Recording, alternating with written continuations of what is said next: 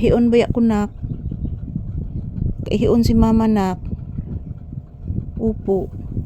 Di ka kahion? Nya na mag-video sa ta. Oh. Mag-video sa ta. Usa ta mangihi ha?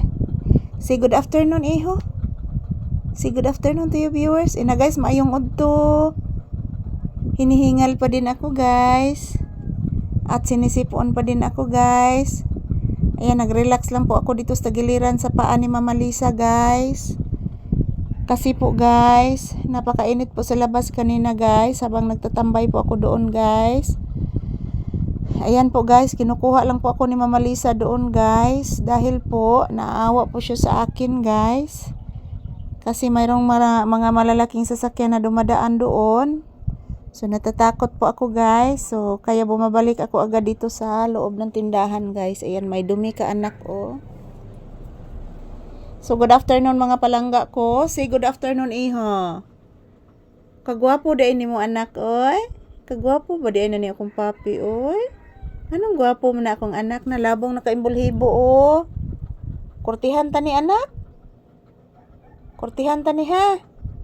Oh, labong naman kaayo. Oh, nira oh. Height ba ng gunting na to nak? Yes anak, bless mama lang anak.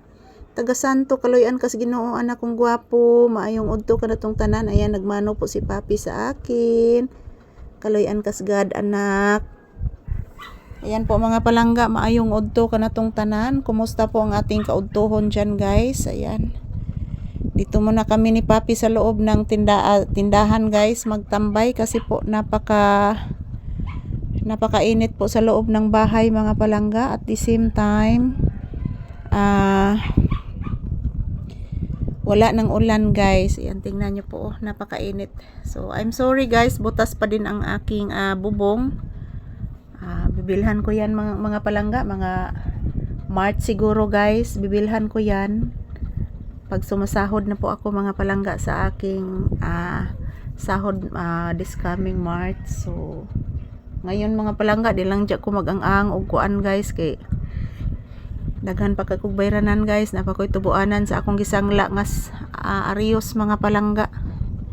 So anam-anamon lang jud guys, kay makapalit ra lagi ta ani mga palangga. Kanunay guys, nagampo man gyud ko permi guys sa Ginoo guys na tabangan mi ni papi ni Lord guys. Wa man koy laing kaabag dire guys sa tindahan guys. Si Lord ramang gid mga palangga. Wa koy laing sandalan mga palangga, si Lord ra jud guys ang ating mahal na Panginoon. Dahil po siya po ang tunay na nakaalam sa tanan. Siya po ang mangbubuhat. Siya po ang manunubos po sa atin mga palangga. Ayan po si papi, medyo may iniisip po ito, nakatulala.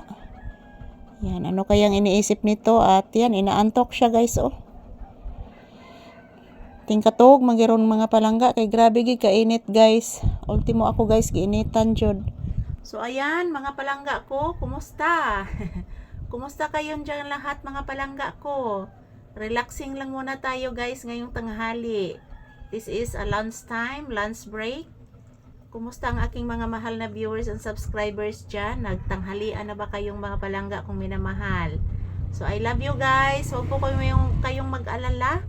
Adlaw-adlaw ko magkuha og bagong video ni papi mga palangga ko. So today is February 24, 2026. Araw ngayon ng Martes. Yuhu! Muwa, love you guys.